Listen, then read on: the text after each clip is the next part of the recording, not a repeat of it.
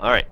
So on Friday, we started doing this work energy theorem thing, okay, where we were talking about how work is a change in energy, but can also be calculated by multiplying force times distance. Okay, so it can be a change in energy like this one is, okay, where we would take our final energy and subtract our initial energy, and that stands for mechanical energy, but usually it's just potential or kinetic that's changing for science 10 anyway. Okay, so we would subtract those two. That could give us the change in energy, but it could also be calculated by finding force times distance. Okay. Now, oftentimes, this is the situation you're going to run into. You're going to have a change in energy equals force times distance. You're going to have to find either, let's say, the final height of an object, or the final speed of an object, or the force exerted, or the distance over which the force was exerted, something along those lines. So it's basically just some algebra, as long as you recognize that it's a work energy theorem question. What are some signs that work is being done? How do we know by reading a question that its context is telling us that? Oh. What's that? Okay, yeah, we might have a force being exerted. Okay, we can't have work being done without a force, right? What else? What are some signs that energy is changing? An object might, okay, might heat up, but that's more heat as opposed to work, right? Work is mechanical, heat is thermal. Okay, what else? What else might an object do? Okay, move. Yeah, the object's going to move. And usually when it moves, it's either getting higher or fast. Okay, well, no, I wasn't thinking, let's play the opposite game, not lower. Okay, higher or faster. Okay, if the object's getting higher, what kind of energy is changing? We talked about 2 on Friday. Potential, gravitational potential energy is changing if the object is getting higher, because it takes work to lift something. Okay, and if an object is going faster, we're changing what kind? Kinetic. Okay, because kinetic has to do with how fast you're moving, and certainly it takes work to make something move faster. Okay, to accelerate something takes work. All right, now we're looking here. A tractor is pushing a rock. Okay, the rock is 550 kilograms, and it's accelerating it from rest to a speed of 4 meters per second. So we've got 2 of the signs we just named. There's a force being exerted, and the object's going to move. Okay, in fact, it's going to move faster. All right. What force is exerted? All right. So it starts from rest. Work is a change in energy. How much energy does it have at rest? None. Okay? It doesn't have any kinetic energy, at least, and it doesn't say anything here about changing height, so the potential energy isn't changing, so it's irrelevant. Okay? All right, so work's a change in energy, so that's going to mean the final kinetic minus the initial kinetic equals, whoop, that's supposed to be a D, force times distance. Okay, everybody with me so far? Right? Now, our numbers, we should have written those down because we're supposed to write down our givens first, right? Okay, mass is 550 kilograms. Okay, VI is 0 meters per second. VF is 4 meters per second. Okay, and the distance is 25 meters. All right, I'm trying to find out what force is being exerted. So, let's look at this formula right now. Is there anything we can get rid of?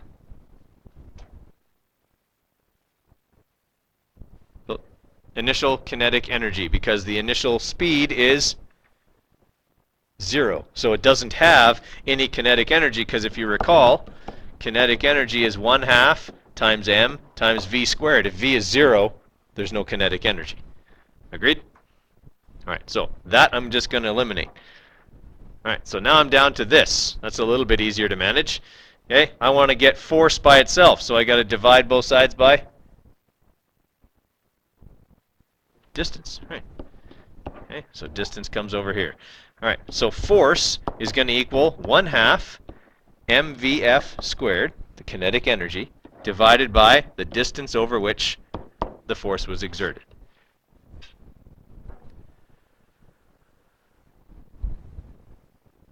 Okay, so then I just have to plug in my numbers. 1/2 times 550 times 4 squared divided by 25 meters.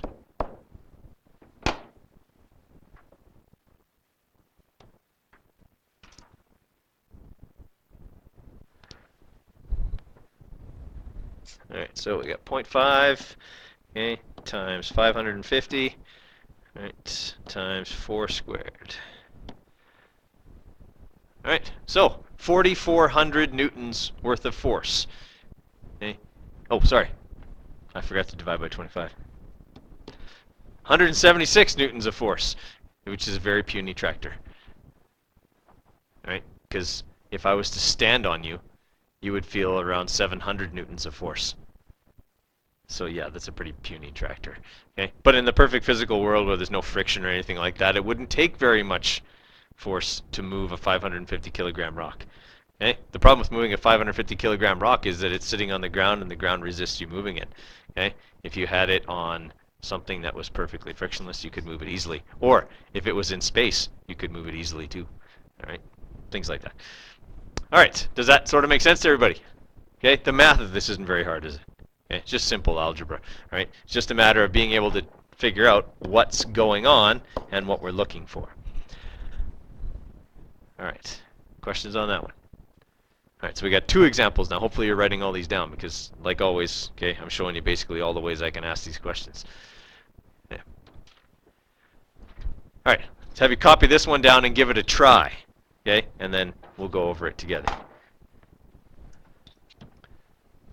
Okay, first thing we got to figure out is what kind of energy is being changed in this situation. So the mail carrier is carrying this mail up the stairs. So assuming there's no change in speed, and since it doesn't tell us there's no change in speed, we have to assume there isn't. What kind of energy is changing here? Potential. It's getting higher off the ground. Okay? If we change the height, we're changing the potential energy. Okay? We talked about how last week, okay, EP equals m times g times h, and that is certainly changing for this question. All right. So what we want to look at here is, okay, again, that work is a change in energy. We don't even have to put in force times distance for this one, do we? Okay, it's just asking us how much work is done. I don't have a force or a distance, but I do have the initial height, the final height, and the mass of the object. Okay, they tell me that the mass of the package is 10 kilograms. Okay, they tell me that the starting height is 30 meters, and the final height is 100 meters. Everybody all right with that? Okay, so if work is a change in energy, that's going to mean that work will equal m times g times hf. Sorry, we'll say EPF minus EPI. Okay, that's what we're doing here. So m times g times hf minus m times g times hi. Okay, you guys following so far? All right, so now we just have to plug in our numbers. Okay, this would be like a fairly easy work energy theorem question because there's really no manipulating here. All right, we've just got 10 kilograms times 9.81 times 100 minus 10 kilograms, okay, times 9.81 times 30 meters. Okay, would I have also been able to do this mathematically?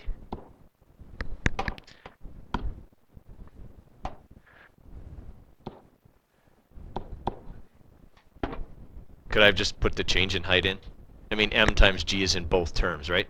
That works for potential energy. Don't try that with the speed, though, in kinetic energy.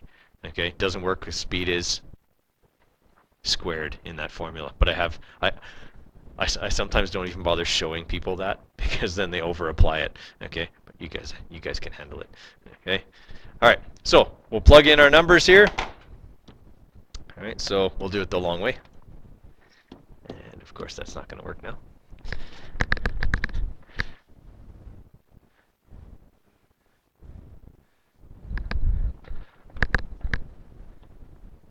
Okay, so we'll have 10, in brackets, 10 times 9.81 times 100, okay, minus 10 times 9.81 times 30. So that's how much work they do. Okay? 6,867 joules worth of work.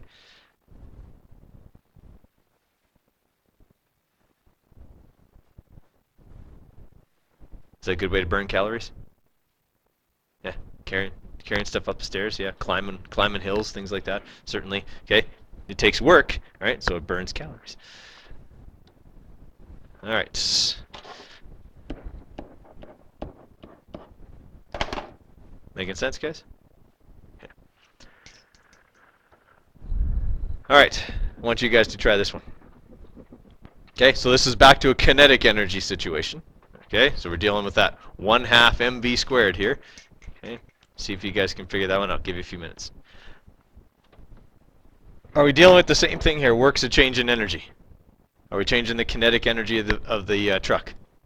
Yes, we are. All right, so force times distance equals the change in kinetic energy, which essentially means 1/2 mvf squared minus 1/2 mvi squared. Okay, we're looking for, what are we looking for? Final speed. We're looking for VF. This is the thing we got to get by itself. All right. So we've got, they tell us how much work is being done. So I don't even have to do this force times distance thing, do I? They've already told me what force times distance equals. It's 7,500 joules. So that makes my life a lot easier. All right. All I have to do is isolate VF.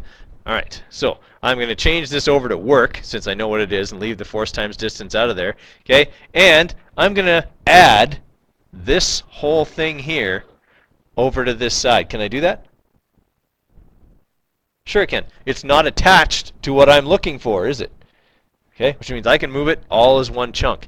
All right, so work plus the initial kinetic energy, 1/2 mvi squared, should equal 1/2 mvf squared. That sort of makes sense.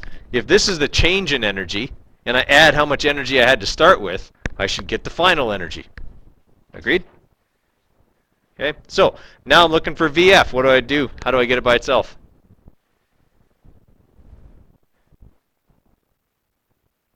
What do I have to move next? I'm multiplying 1/2 times m times VF squared, and I want to get VF squared by itself. Peter? Right, divide both sides by 1/2 of m. That way they go over here.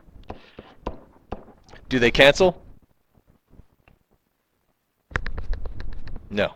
Okay, they don't cancel. This is a separate operation. Okay, if it was just 1/2 mv squared over 1/2 of m, yes. But there's this addition operation in there. Okay, that negates that. All right, so I've got VF squared there. All right, I want VF, not VF squared. What do I have to do? Exactly, square root. Okay, now I've got VF. That's as hard a manipulation as you would ever be asked to do, okay, on a work energy theorem question. So now we plug in our numbers. We got 7,500 joules, okay, the work that was done, plus 1/2, I don't even remember the numbers now, 2,500 okay.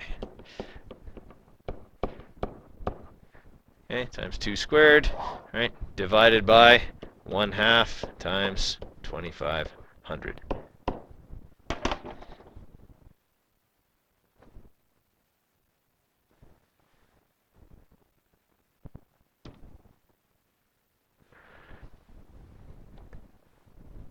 Oh, I thought that was going to work.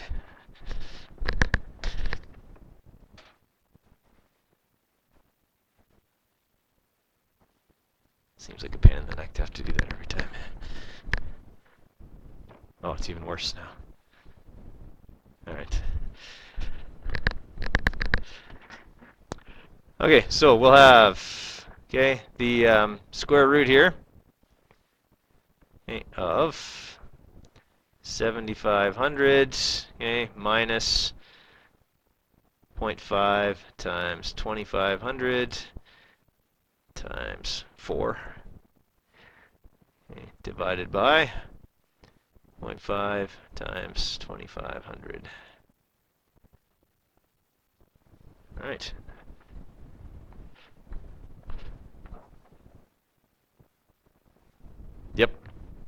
It is. That's why it's like, why is the speed slower? It shouldn't be slower.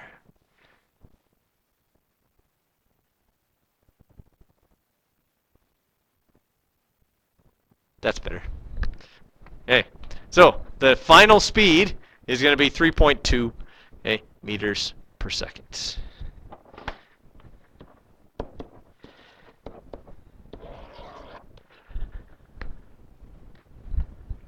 Okay, we are going to be spending a bit of time on this, guys. If you're not getting it today, don't panic. Okay, we do spend quite a bit of time on it because this is, in my opinion, the most important concept in high school science, work energy theorem. I mean, I'm a physics guy. Kind of makes sense that I think it is, but still. Okay, you talk about it even in chemistry and bio, right? All right, so some things here, tips, hints. I don't think this is in your notes, so you may want to write these down. Sort of steps, for solving a work energy theorem question. First step, always really important. Write out your givens. You get a mark for it, you might as well do it. And then remember that work is a change in energy, or force times distance is a change in energy. In Science 10. Your work energy theorem questions will only deal with one type of energy being changed. So it's either kinetic that's changing or potential that's changing. You won't have to do any in Science 10 that involve both. Right? They're not really all that much more difficult, but you don't have to do them in Science 10. In Physics 20 we do, right? And people have absolutely no problem with them because it's barely a step forward from what we're doing right now. So the first step after writing out the givens is identify the type of energy being changed. How can I tell which type is being changed? How are they going to be different? Peter.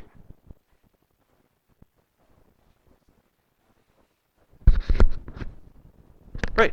If it's potential energy that's being changed, the object's height is going to change. If it's kinetic energy that's being changed, the object's speed is going to change. It's just a simple thing to look for. Is the object going faster or slower, or is the object getting higher or lower? Then you know which type is changing. Once you've done that, then you set up the work energy theorem.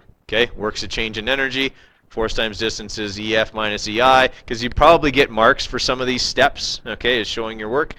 If it's kinetic energy, you'll have force times distance is 1/2, mvf squared minus 1/2 mvi squared, or mghf minus mghi if it's potential energy.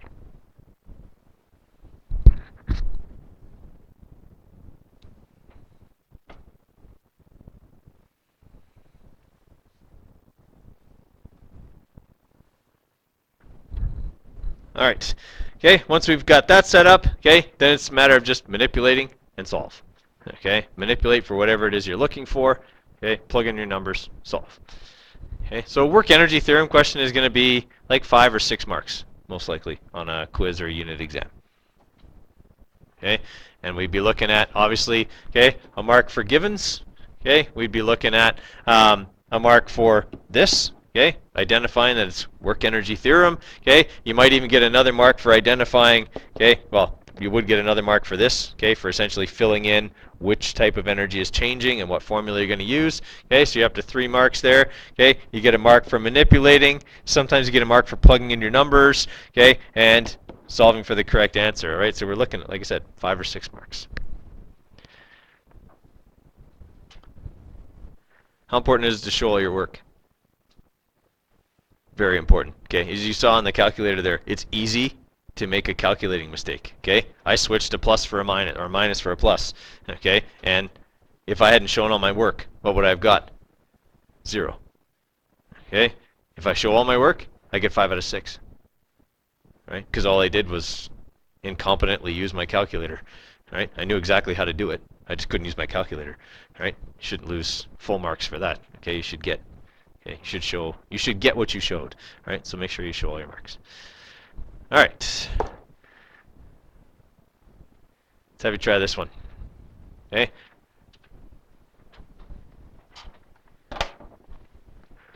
right. So for this one, what kind of energy is changing? Potential. Because it's getting raised from a height of 0 to a height of 1.5 meters. All right, so height is changing. That means potential energy is changing. All right, our givens, okay, were 1.5 meters. Okay, our height was 0. Okay, our final height, okay, was 1.5 meters. All right, G was 9.81, and mass was 50. All right, so okay, what we're looking at here, okay, we're looking for what force was used, right? And the distance, again, was 1.5 meters, right? Even though that's also the same as the height. Is that okay? Yeah, in a vertical question, that's going to be the case, right? The distance over which you exert the force is always going to be the same as the height, right? So we're going to have force times distance equals m times g times hf minus m times g times hi, but I don't need to write that in because it's 0. All right, so we manipulate for the force used by dividing by d, which essentially means those two things cancel off because they're the same number. Everyone all right with that? Okay, so then it's just mass times gravity. Well, 50 times 9.81 is 49.05. Or sorry, 490.5. Okay, everyone all right with that? Okay. All right, in front of you, you got a worksheet that's got some of these kinds of questions on it with the answers in bold. Okay, like to get going on that. So like I say, we're going to spend a few days working on this kind of stuff. Tomorrow we're going to do a lab to do with work. Okay, but for today, let's work on the questions to do with work, and if any give you trouble, we'll do them together up here. All right. Okay, so looking at number 3 here, guys. So standing on the gym floor, person jumps up to dunk a basketball. Okay, he gains 800 joules of energy. So does that mean his energy changed? What do we call a change in energy? Work. So that just told us that work equals 800 joules. Okay, gives us, that's a big thing, right? We don't have to do force times distance. It's done. Okay, they told us what the work was. All right, what kind of energy is changing? Gravitational potential energy is changing. So they gave us the mass, 70 kilograms, and they're telling us find h. All right, well, if work is a change in energy, okay, and he started on the ground, all I have to worry about is this. The work done is equal to his final gravitational potential energy. Is everybody all right with that? Okay, so divide both sides by mg. And we've got hf, 800 joules, okay, divided by 70 times 9.81. Right, when we do that, we should get 1.16. Now, you do have to put the bottom in brackets. If you don't, your calculator will do order of operations, which means it'll go 800 multiplied by 70, and then divided by 9.81, which is not the same thing. All right. Does that sort of make sense? So, obviously, that question is not testing your math ability. That question is asking, do you understand that work is a change in energy? And by saying you gained this much energy, it's simply asking, can you recognize what I'm giving you in that question? 6? Yep. Oh, too far. All right, so I got a rubber band that's got a mass of 0.02 kilograms. Okay, and it has 320 joules of kinetic energy. All right. How fast is the rubber band going?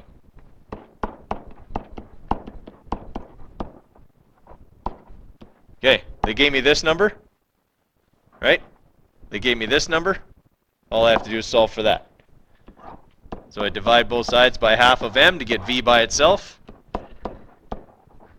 Okay, and then what do I have to do? Square root.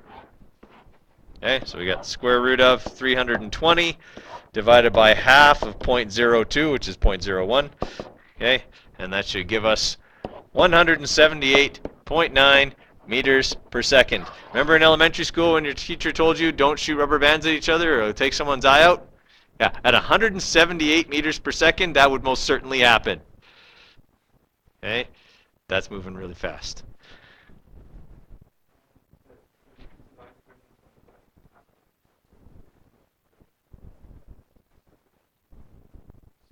Yeah, so that would be 3,200. Sorry, 30. Yeah, 30. No, it should be 32,000. Then, oh, yeah. You know what? I might have plugged that into my calculator wrong. Did I? When I was doing the key. Hang on.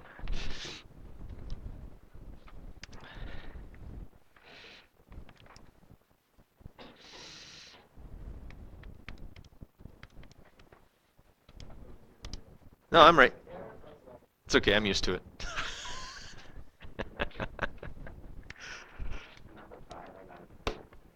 For number 5, you got a different answer.